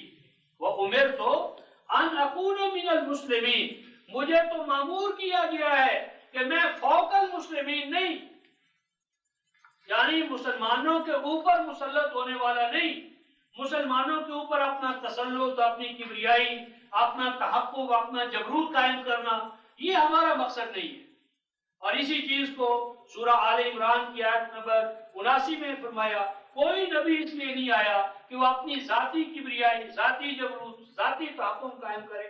وہ تو اس لیے آتا ہے کہ اللہ کی کتاب کی حاکمیت قائم کرے. اور اللہ کی کتاب کی حاکمیت میں تمام انسانیت کے لیے اخوت ہے، مساوات ہے، ربوبیت ہے، اور یہ اونچ نیچ اور امتیازات جتنے ہیں ان کا قلع کما کرنے کی ضمانت ہے۔ تو فرمایا انہوں نے کہا کہ یہ رسول نوح کیا کرنا چاہتا ہے، اپنی فضیلت، بڑائی، کبریائی وہ تمہارے اوپر قائم کرنا چاہتا ہے۔ مزید برآں انہوں نے یوں کہا وَلَوْ شَاءَ اللَّهُ لَأَنزَلَ مَلَائِكَةً، اور اگر اللہ تعالیٰ نے تمہاری اور ہماری طرف کسی کو رسول بنا کر بھیجنا ہوتا تو کیا کرتا، اور اگر اللہ کی مشیت ہوتی رسول بھیجنا لَأَنزَلَ مَلَائِكَةً، تو وہ ما فوق البشر جو ان کے ذیل میں تھے، یعنی جو ان کے ذہن میں تھے کہ یہ ایک سپیریئر مخلوق ہے، نہ کھاتی ہے نہ پیتی ہے اور ہر وقت اللہ اللہ میں، تو یہ سورہ یوسف میں بھی آپ دیکھیں گے ما ھذا الا بشر ان ھذا الا ملک کریم۔ تو یہ کافروں کا عقیدہ تھا کہ رسول کو بشر نہیں ہونا چاہیے، اسے ما فوق البشر ہونا چاہیے۔ تو اس کا جواب سورہ بنی اسرائیل کی آیت نمبر 95 میں دیا کہ اگر زمین پر انسانوں کے علاوہ کوئی اور مخلوق ہوتی تو جس طرح کی وہ مخلوق ہوتی اسی طرح کا ہم ان کی طرف رسول بنا کر بھیجتے، لیکن چونکہ آج تم انسان ہو، بشر ہو، لہذا تمہارے لیے جو رسول ہے اس کو بھی بشر ہی بنایا ہے تاکہ وہ تمہارے نمونے کا کام دے سکے۔ آگے انہوں نے یوں کہا ما سمعنا بہذا فی آبائنا الاولین، اور یہ باتیں، یہ پیغام کہ جو سیدنا نوح ہمارے سامنے پیش کر رہے ہیں، نہیں سنا ہم نے اس پیغام کو، اس قرآن کو، ان باتوں کو کہ جو ہمارے سامنے نوح رکھ رہا ہے، کہاں نہیں سنا فی آبائنا الاولین، اپنے جو ہمارے اکابر ہیں، مشائخ ہیں، اسلاف ہیں، ان کے ہاں سے جو ہمیں روایات ملی ہیں، یہاں فی آبائنا الاولین یعنی ہمارے فور فادرز، باپ دادا، اسلاف، اکابر، مشائخ، روحانی باپ دادا، جسمانی باپ دادا، یعنی ہمارا ماضی کا ورثہ جو ہے، ہمارا ماضی قریب جو ہے، اس میں کوئی ایسی یعنی ہمارے لیے چیز نہیں ملتی کہ جس کو بنیاد بنا کر ہم اسے مان لیں۔ تو اس کا یہ مطلب ہوا رفقائے محترم کہ کسی چیز کو جو اس کی فیس ویلیو ہے یا اس کے انر کے اندر جو کچھ ہے اس کو ایویلویٹ نہ کرنا، اس کی قدر و قیمت ذاتی جو ہے اس کا اندازہ اس کی ذات سے نہ لگانا، بلکہ مرے ہوئے باپ دادا ان کے حوالے سے اسے جاننا پرکھنا، اور اگر وہ ان کے مطابق نہ ہو یا موافق نہ ہو تو رد کر دینا، یہ سنت اور طریقہ کن کا ہے؟ کفار کا ہے۔ یعنی گویا جو چیز آج ہمارے آج جو مسائل ہے رفقائے محترم، ہمارے اکابر کے سامنے وہ مسائل ہی نہیں تھے، وہ مشکلات ہی نہیں تھی۔ تو عجیب ہمارا ذہن ہے کہ مادیات کے اندر تو باپ دادا کو کبھی ہم معیار نہیں بناتے، یعنی کھانے میں، پینے میں، رہن سہن میں ہم الٹرا ماڈرن ہوتے ہیں، لیکن جب مذہب کا دین کا معاملہ آتا ہے تو ہم باپ دادا کو زیر بحث لے آتے ہیں اور وہاں سنتیں آ جاتی ہیں کہ جی ہمارے باپ دادا کے ہاں تو ایسی بات نہیں تھی۔ تو قرآن یہ کہتا ہے کہ یہ کفار کا طرز عمل تھا، اور آگے قرآن کہتا ہے مزید برآں انہوں نے، ان نافرمانوں نے سیدنا نوح علیہ السلام پر اتہام تراشا، اور وہ اتہام یہ تھا ان هو الا رجل به جنہ، یہ تو بھائی انسان ہے، آدمی ہے، اور آدمی بھی کیسا رفقائے محترم؟ جنہ، جو گویا دیوانہ ہے، مفتون ہے، مسحور ہے، سیر زدہ ہے، اس کا دماغ جو ہے وہ چل گیا ہے، مختل الحواس ہے، یہ اپنے حواس کھو بیٹھا ہے،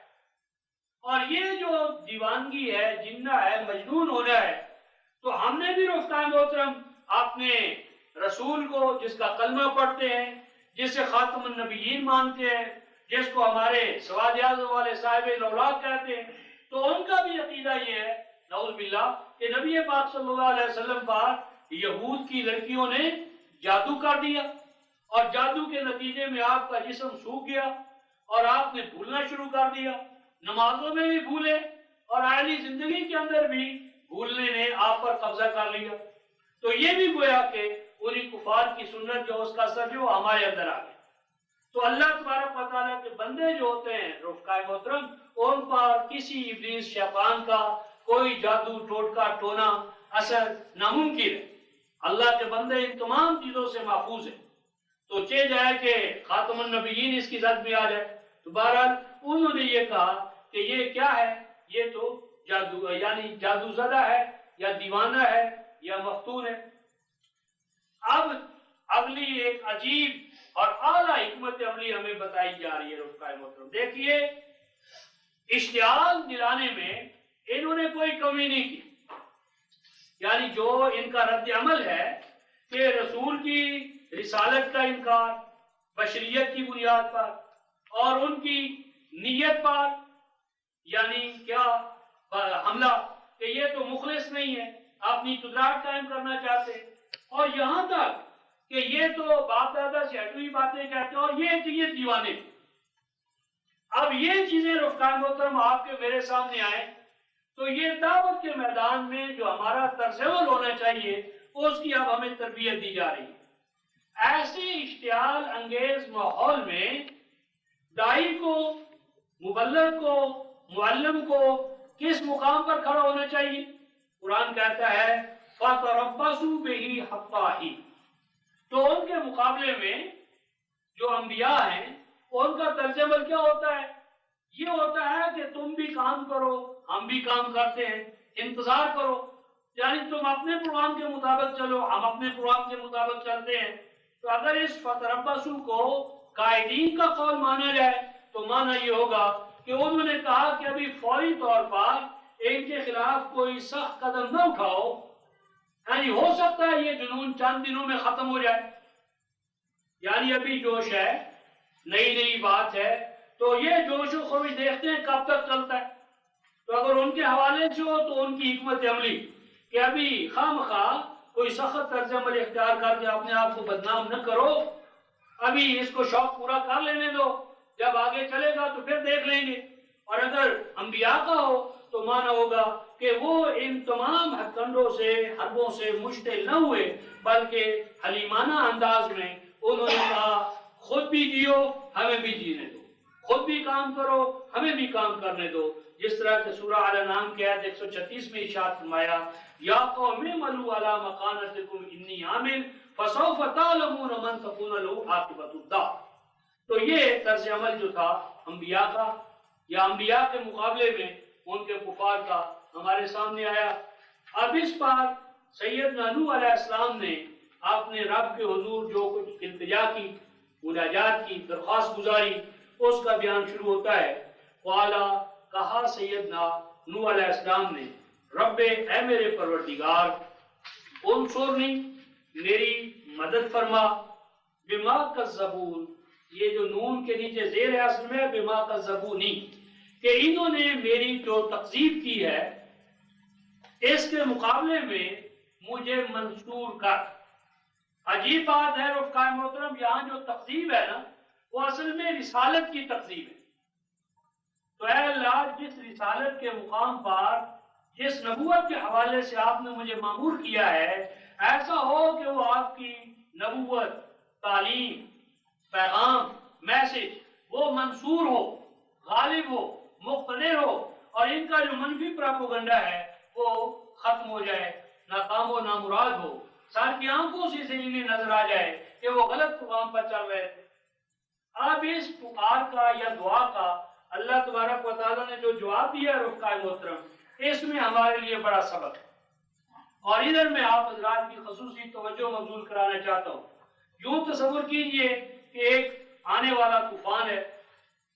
جو اس قوم کے لیے ہلاکت کا باعث بنے گا، اور اس ہلاکت خیز طوفان سے اللہ سیدنا نوح اور آپ پر ایمان لانے والی جماعت کو بچانا چاہتے ہیں. اب کیا ہونا چاہیے؟ قادروں کو یوں ملا اور موسیٰ حضرت نوح نجی اللہ، نوح اللہ کا منتخب بندہ، اس منتخب بندے پر ایمان لانے والی جماعت، اور ان کے مقابلے میں سرکش و نافرمان کرو جس کی ہلاکت مطلوب ہے. اب اس ہلاکت سے سیدنا نوح اور آپ کے رفقا کو بچانے کے لیے اللہ تعالیٰ نے جو تدبیر، طریقہ کار اختیار کیا رفقائے محترم، اس میں ہمارے لیے عظیم سبق. وہ قادر و قیوم اللہ یوں بھی کر سکتے تھے کہ اے نوح تو یہ وظیفہ سیکھ لے، یا مانیو یا منیو یا حافظ ہو یا حفیظ ہو، تسبیح لے لے اور تسبیح کے دانوں پر یہ وظیفہ شروع کر دے، خود بھی اور اپنی جماعت کو بھی یہ وظیفہ سکھا دے، اب سے شروع کر دے، یا جب طوفان آئے گا، پانی آئے گا، سیلاب آئے گا، تو اس وقت یہ وظیفہ ورد زبان کر لینا، خود بھی اور اپنی جماعت کو بھی بتا دینا۔ اللہ تعالیٰ نے یہ راستہ اختیار نہیں کیا رکھا ہے، اس کے برعکس سبق کیا دیا ہے، یعنی کنکویسٹ آف میٹر، یعنی میٹر کا جواب میٹر سے، یعنی طوفان مادی ہے، طوفان مادی ہے، اس مادی طوفان سے بچنے کے لیے اللہ تعالیٰ نے مادی کشتی، میٹیریل جو ہے نا مادی کشتی بنانے کا حکم دیا، اس کی تعلیم دی، اس کی تربیت دی، اس کے تمام گویا کے جو اس کے گر تھے، اصول تھے، قواعد تھے، وہ سکھائے، اور جس انداز میں وہ بنائی گئی اس تمام پروسیس کی اللہ تبارک و تعالیٰ نے نگرانی کی۔ تو اس میں یہ سبق دینا مطلوب ہے کہ اگر قادر و قیوم اللہ، مسبب الاسباب اللہ، وہ بھی عالمی مادیات کے اندر مادے کی کنفرنس یا تصدیر مادے کے ذریعے کرتا ہے، تو اے ایمان والو کہیں تم وظیفوں کے چکروں میں نہ پڑ جانا، نقش اعظم کے چکر میں نہ پڑ جانا، جس طرح آج ہم پڑے ہوئے تعویذات کا کھیل ہے، نقش اعظم ہے، اسم اعظم ہے، اسم اعظم کی تلاش میں مارے پھر رہے۔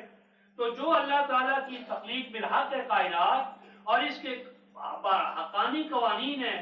نوامیس ہیں، سنن ہیں، ان کو ترک کر کے جو آج ہم روش اختیار کر رہے ہیں، جو ہماری ہلاکت کا باعث بن رہی ہے، اس سے ہمیں بچانا مطلوب ہے۔ فرمایا فَأَوْحَيْنَا إِلَيْهِ، وحی کی ہم نے کس کی جانب؟ نوح علیہ السلام کی جانب۔ کیا وحی کی رفقہ محترم؟ أَنِ اصْنَعِ الْفُلْكَ، کہ کشتی بنا۔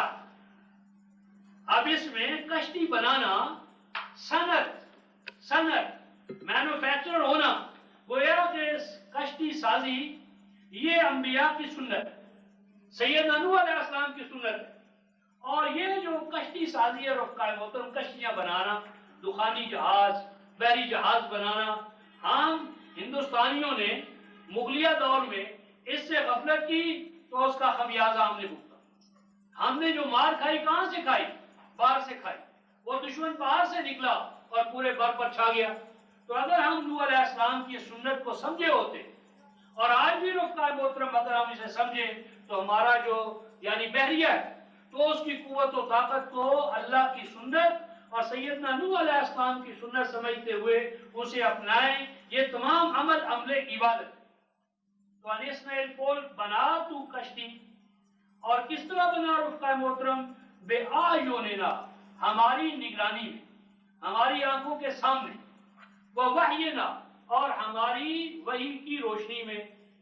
یعنی گائیڈنس ہماری ہے، رہنمائی ہماری ہے، ہدایات ہماری ہوں گی۔ اب اس میں بھی دیکھیے، مسبب الاسباب اللہ، کون فیکون کا مالک اللہ، کیا طریقہ سکھا رہا ہے؟ اسباب کو مسخر کرنا، اسباب کے ذریعے عالم مادیات پر غالب آنا، اور پھر تدریج۔ ایسا نہیں ہوا کہ دفعۃ واحدہ اللہ ایک کن، یعنی فرماتے کشتی خود بخود بن جاتی، یعنی اللہ تبارک و تعالیٰ فعال لما یرید ہونے کے باوجود قد جعل اللہ لکل شیء قدرا، ہر چیز کو اس نے پیمانوں میں ڈالا، اور ان پیمانوں کا علم حاصل کرنا ہمارے لیے لازم قرار دیا۔ تو بجائے اس کے کہ اللہ دفعۃ واحدہ نوح کو خود کشتی بنا دیتے، بنی بنائی کشتی اوپر سے نیچے اتر آتی، ایسا نہیں ہوا۔ تو اس میں ہمارے لیے سبق ہے کہ جس مہم کو گویا کہ کنکر کرنا یا سر کرنا یا اسے عبور کرنا یا طے کرنا مطلوب ہو، اس کے عین مطابق متعلقہ شرائط کو پورا کرو، اور اس کا علم حاصل کرو، قوانین کا علم حاصل کرو، اور مسلسل و فہم نگرانی میں یعنی ہدایات کے عین مطابق اس منصوبے کو پایا ہے تکمیل تک پہنچاؤ۔ آگے فرمایا فَإِذَا جَاءَ أَمْرُنَا، اب یہاں ماقبل ہو گیا کہ انہوں نے وہ کشتی بنا لی، اور جب وہ کشتی بن گئی اور پھر اللہ تبارک و تعالیٰ کا ٹھہرایا ہوا منصوبہ جو تھا وہ جب پایہ تکمیل کو پہنچنے کے قریب پہنچا، وَفَارَتْ التَّنُّورُ، یہاں فارت تنور کا یہ معنی نہیں ہے کہ تنور جو تھا وہ پھٹ پڑا، بلکہ عرب میں کیا ہے، عربی زبان میں کہتے ہیں تنور الماء، یعنی پانی کا تنور ہونا، یعنی زمین کے چشموں کا پھٹ پڑنا. فجرنا الارض عیونا، تو جا فرمایا اوپر ہی سے نہیں، نیچے کا پانی بھی اوپر آنا شروع ہو جائے، یعنی اوپر سے بارش اور نیچلا جو پانی اس کی بھی سطح بلند ہو گئی، گویا کہ ہر حوالے سے پانی پانی، یعنی جب پانی کو تم چاروں طرف سے اٹھتا ہوا دیکھو تو فَاسْلُكْ فِيهَا مِنْ كُلٍّ زَوْجَيْنِ اثْنَيْنِ، تو پھر ہر ضرورت کی چیز جو ہے وہ ایک ایک عدد نہیں، یہاں زوجین اثنین کا معنی جوڑا جوڑا نہیں ہے یا دو جوڑے نہیں ہے، مراد یہاں ہے کہ ایک چیز صرف اتنی ہی نہیں ہونی چاہیے جتنی تمہیں آج ضرورت ہے، ضرورت سے زائد، یعنی جتنی تمہاری ایسٹیمیٹڈ ضرورت ہے اس سے بڑھ کر تم اپنے پاس وسائل جمع کرو، یعنی جتنے دن کا اندازہ ہے اس اندازے کے لیے جو تمہیں اسٹاک درکار ہے اس میں کچھ اضافہ کرتے ہوئے، یعنی اندازے کے اندر ہمیشہ ہمیں زیادتی کا پہلو رکھنا چاہیے، کیونکہ درمیان میں کوئی بھی ایسی سچویشن آ سکتی ہے جو انوانٹیڈ ہو یا ہمارے اس تخمینے میں وہ رہ گئی ہو. تو فرمایا کہ تم ہر چیز کو کثرت کے ساتھ وافر مقدار میں جس کی کہ تمہیں ضرورت پڑے گی اس کو تم اپنے پاس سوار کرو، رکھو، محفوظ کرو یا چڑھا لو اس کشتی پر. وہ اہلا کا، اور اپنے اہل کو بھی اس میں سوار کر. اہل سے مراد جہاں جماعت مومنین ہے، جماعت مومنین، اور اپنے ایمان والے ساتھیوں کو اس میں سوار کر لے. الا من سبق علیہ القول، یہ الا استثناء منقطع ہے، لیکن نہ سوار کرنا اس کشتی میں ان کو کہ جن کے بارے میں ہمارا قانون ہے کہ وہ ظلم کی وجہ سے تیرے ساتھی نہیں ہیں. تو جو ظالم تیرے اہل سے خارج ہیں ان کو تو ان میں سوار نہ کرنا. ولا تخاطب، اس کشتی میں ان کو کہ جن کے بارے میں ہمارا قانون ہے کہ وہ ظلم کی وجہ سے تیرے ساتھی نہیں ہیں. تو جو ظالم تیرے اہل سے خارج ہیں ان کو تو ان میں سوار نہ کرنا. ولا تخاطبنی فی الذین ظلموا، اور جب ظالم ظلم کی پاداش میں تباہ ہو رہے ہو تو نہ مخاطب ہونا، نہ بات کرنا، نہ گفتگو کرنا ان لوگوں کے بارے میں جنہوں نے ظلم کی روش اختیار کر رکھی ہے، شرک کا راستہ، نفاق کا راستہ، کفر کا راستہ، دوسروں کے مال کو ہڑپ کرنے کا راستہ، دوسروں کی محنت کو ہتھیار لینے کا راستہ جنہوں نے اختیار کر رکھا ہے، ان کے بارے میں کسی تعصب یا افسوس کا مظاہرہ نہ کرنا. انہم مغرقون، وہ یقیناً ہلاک ہونے والے ہیں، غرق کیے جانے والے ہیں، وہ اپنے انجام بات کو پہنچنے والے ہیں. فرمایا فَإِذَا اسْتَوَيْتَ أَنْتَ، اور جب تو پوری قوت و طاقت کے ساتھ، یعنی پورے زوردار طریقے سے جب تو سوار ہو جائے کشتی پر، تو وَمَن مَعَكَ، اور وہ جو تیرے ساتھی ہیں کشتی پر. اب اس میں استویتا میں ایک عجیب سبق، یعنی یوں رقیبتا نہیں فرمایا، استویتا. تو استویتا کے اندر یہ سبق ہے کہ جس کام کو کرنا مطلوب ہو اس کے تمام پہلوؤں کا توازن و اعتدال کے ساتھ جائزہ لیا جائے، اور توازن و اعتدال ہی کے ساتھ اس پر پوری طرح ہمیں یعنی مسلط ہونا چاہیے، حاوی ہونا چاہیے. تو یعنی کشتی پر خود بھی بڑے اعتماد کے ساتھ، توازن کے ساتھ، اعتدال کے ساتھ سوار ہو جاؤ، اور ان کو بھی سوار کرو جو تیرے مومن ساتھی ہیں. اور اس کے ساتھ تمہاری زبان حال یوں ہونا چاہیے فَقُلِ الْحَمْدُ لِلَّهِ الَّذِي نَجَّانَا مِنَ الْقَوْمِ الظَّالِمِينَ، یوں کہنا کہ شکر ہے، تعریف ہے، حمد و ثنا ہے اس اللہ کے لیے کہ جس نے ہمیں ظالموں کی قوم سے نجات دلا. یعنی یوں نہیں فرمایا کہ ظالم تباہ ہو گئے، یعنی اس میں نقطہ یہ ہے کہ ظالموں کی تباہی اگرچہ ہو گئی، لیکن ہمیں یہ چاہیے کہ ہم دوسروں کی تباہی پر خوش ہونے کی بجائے اپنی ذات کے حوالے سے، ہمارے حوالے سے جو اس میں مثبت اور تعمیری سبق ہے اس کو سامنے رکھیں. فرمایا کہ اللہ کا شکر کہ اس نے ہمیں ظالموں کے اس پورے نظام ظلم سے نجات دی، اور یہ کہ جب تو اترے یعنی جب تو واپس آئے اس تمام سیلاب کی حالت کو جب ہم دوسری طرف موڑ دیں، تو فرمایا جب وہ کیفیت ہو تو یوں کہنا وقل، اور یوں کہنا رب ہے میرے پروردگار، انزلنی منزلا مبارکن، اتار تو مجھے، اتارنا منزل یہاں اس میں مفعول جو ہے یہ مصدر میمی کے معنی میں ہے، مراد یہ ہے میرے پروردگار اتارنا تو مجھے اور میرے ساتھیوں کو مبارکن، اس طرح اتارنا کہ وہ اترنا ہمارے لیے برکت کا، نشو و نما کا، سیرابی کا، خوشحالی کا باعث ہو، وَأَنْتَ خَيْرُ الْمُنزِلِينَ، اور بے شک اے اللہ آپ کا اتارنا، آپ کا آباد کرنا، آپ کا دوبارہ ہمیں واپس ریہیبلیٹیشن کی طرف لانا، یہ ہمارے لیے خیر کا، فتح و کشاد کا باعث ہوگا۔ اب اس میں سوچنے والی یہ بات ہے رفقائے محترم کہ جب اس زمین سے ظالموں کا صفایا کر دیا گیا اور نوح علیہ السلام نے نئی بستیاں بسائی، نئی سیولائزیشن اور کلچر اور اس کا آغاز کیا، تو کیا انہوں نے بھی میری تیری کا نظام رکھا ہوگا؟ یعنی لازمی بات ہے کہ آپ سیدنا نوح علیہ السلام نے جس نظام کی داغ پہ ڈالی وہ نظام ربوبیت تھا، وہ گویا کہ مساوات کا، اخوت کا، عدالت اجتماعیہ کا پروگرام اور نظام تھا۔ اور اس کے بعد اللہ تعالیٰ ارشاد فرماتے ہیں رفقائے محترم ان فی ذالک لآیات وان کنا لمبتلین، فرمایا کہ بے شک یہ سارا بیان، یہ جو بیان ہے ماقبل تمہارے سامنے گزرا ہے، اس میں کیا ہے رفقائے محترم؟ لآیات، اس میں ہیں نشانات، آیات نشانات۔ کیسے؟ اس کو یوں سمجھیں کہ اگر آپ میں یا کوئی شخص لکودق صحرا میں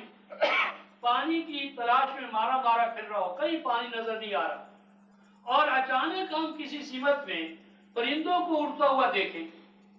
پرندوں کو کسی خاص سمت جاتے ہوئے دیکھیں، تو یہ پرندوں کا اڑنا یہ آیت ہے کس بات کے لیے؟ کہ یہاں کہیں نہ کہیں پانی موجود ہے۔ یعنی اگر یہاں اس ماحول یا فضا میں پانی نہ ہو تو یہ پرندے کیسے زندہ ہیں؟ اور اگر ہم ان پرندوں کا تعاقب کریں تو یقیناً ہم کسی نہ کسی جھیل پر پہنچ جائیں گے۔ تو آیت کا معنی ہوتا ہے جس طرح دھوئیں کو دیکھ کر آگ کی طرف ہم رہنمائی حاصل کرتے ہیں۔ تو ان واقعات میں یا اس واقعے میں جو سیدنا نوح علیہ السلام کے حوالے سے ہے تو اللہ تعالیٰ ارشاد میں اس میں آیات ہے، ایک آیت نہیں ہے۔ اب اس میں سوچنا ہے رفقائے محترم وہ آیات کیا ہیں؟ یعنی اس آیت کو پڑھنا اور گزر جانا یہ تو اندھا پن ہے۔ ان میں جو آیات ہے رفقائے محترم جس طرح میں نے عرض کیا کہ اس میں کنکویسٹ آف میٹر یعنی تسخیر مادہ کا قانون بتایا کہ مادے کی تسخیر کرو مادی قوانین کو جان کر، مادی ذرائع اور سبل کو اختیار کر کے، یعنی ایسا نہ ہو کہ روحانی دنیا میں یعنی تعویذات کی دنیا میں، نقش اعظم اور اسم اعظم کی دنیا میں، جس طرح کہتے ہیں نپولین بوناپارٹ نے جب حملہ کیا مصر پر، قاہرہ پر، تو علماء کرام سے پوچھا گیا کیا کرنا چاہیے، تو انہوں نے کہا، ایک گروہ نے کہا ختم خواجگان کرواؤ، اور دوسرے نے کہا کہ بخاری شریف کا ختم کروا دو۔ تو ختم خواجگان بھی ہو رہا تھا رفقائے محترم اور بخاری شریف کا ختم بھی، لیکن بوناپارٹ کے جو توپ کے دہانے تھے وہ مسلسل گرتے رہے اور پوری قوم کی قوم جو ہے وہ مغلوب ہو گئی۔ تو سبق یہ دینا مطلوب ہے کہ مادی دنیا میں رہنے کے لیے مادی قوانین کا جاننا، مادی ذرائع اور سبل کا اختیار کرنا یہ لازم ہے۔ نمبر دو، دوسری بات یہ رفقائے محترم یہ جو آیت ہے یہ کوئی ان نیچرل غیر طبعی اور غیر فطری چیزوں کے لیے نہیں آیا۔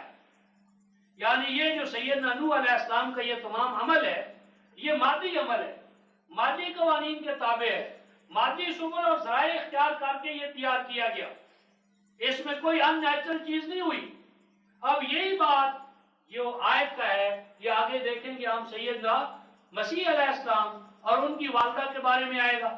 تو وہاں جب آیت کا لفظ آتا ہے تو وہاں حضرت مسیح علیہ السلام کی پیدائش اور ان کی پوری زندگی جو ہے اس کو سپر نیچرل یا ان نیچرل بنا دیا گیا ہے. تو میری مراد یہ ہے کہ ایک تو ان تمام واقعات میں اور بالخصوص سیدنا نوح علیہ السلام کے اس واقعے میں ہمیں یہ سبق ملتا ہے کہ مادے کو مادے کے ذریعے مسخر کرے. اور دوسرا یہ جو الفاظ ہیں رفقائے محترم وَإِن كُنَّا لَمُبْتَلِينَ، جس کا عام ترجمہ یہ اور بے شک ہمیں آزمائش کرنے والے. تو ابتلا کا یہ تصور تباہ ہے. آزمائش اللہ کے لیے غیر منطقی بات ہے، اس لیے جو علیم بکل شیء ہے، جو ہر چیز کو اس کی پیدائش اور بننے سے پہلے جانتا ہے، اس کے لیے آزمائش کیا مانا؟ یعنی ہم آزمائش کرتے ہیں، ممتحن آزمائش کرتا ہے، انسپیکٹر کرتا ہے، کیونکہ اسے علم نہیں ہوتا کہ یہ چیز کس مقام پر ہے، یہ طالب علم کس مقام پر ہے، اس امیدوار نے کیا تیار کیا، کیا تیاری نہیں کی. تو ہم اس کا ٹیسٹ لیتے ہیں، ہم اس کی جانچ پڑتال کرتے ہیں، ہم اسے آزماتے ہیں. تو جو اللہ علیم میں کل شے ہے وہ آزمائش کیا کرے گا؟ اس لیے ابتلا یبتلی کا اصل معنی ہے کسی چیز کے اندر خوابیدہ جو امکانات ہیں ان کو برآمد کرنا، ان کو بروئے کار لانا، ان کو سامنے لانا. مثلا آم کی گٹھلی میں آم بننے کے تمام امکانات پوشیدہ ہیں بما اپنے خصائص کے پاس. آم کی گٹھلی کے لیے سازگار ماحول فراہم کرنا یہ اس کے لیے ابتلا ہے. اور اس ضمن میں اگر آپ چاہیں تو سورہ دخان جو ہے، جو 44ویں سورہ، اس کی آیت نمبر 33 میں اللہ تبارک و تعالیٰ نے بنی اسرائیل کے حوالے سے یہ بیان فرمایا ہے کہ بنی اسرائیل کو ہم نے حکومت دی، اقتدار دیا، تمکن استخلاف عطا کیا، ان کو اقدار وحی عطا کیے، قانون اور کتاب عطا کی. اور ان فی ذالک، بے شک ہمارا ان کو یہ تمام چیزیں عطا کرنا اس میں کیا تھا؟ بلاء مبین. اس میں ان کے لیے بلا تھی، یعنی ان کی جو پوشیدہ تمنائیں تھی، نصب العین تھا، اس نصب العین کو حاصل کرنے کے لیے اس میں امکانات تھے، قوت و طاقت. تو بالفعل کسی چیز کو یعنی پیدا کر لینا یا جو چیزیں پوٹینشلی کسی چیز میں موجود ہو ان کو ظاہر کرنا یہ اصل میں ابتلا ہے. تو ان کنا لمبتلین، بے شک ہم ہیں انسانوں کو وہ وسائل عطا کرنے والے، وہ قوانین اور اقدار عطا کرنے والے کہ ان قوانین و اقدار کو اپنا کر اور ان وسائل کو بروئے کار لا کر وہ اپنے انر کے امکانات جو ہیں، اندر جو پوشیدہ امکانات ہیں ان کو عمل میں لا سکتے ہیں، بالقوہ جو چیز ہے اس کو بالفعل کر سکتے ہیں. اور اس طرح ان کے لیے نشو و نما کا راستہ جو ہے وہ کھل جاتا ہے. تو اس طرح رفقائے محترم ہم آیت نمبر 30 پہ رکتے ہیں. تو کل انشاءاللہ العزیز آیت نمبر 31 سے آگے چلیں گے تاکہ وہ زبان آنے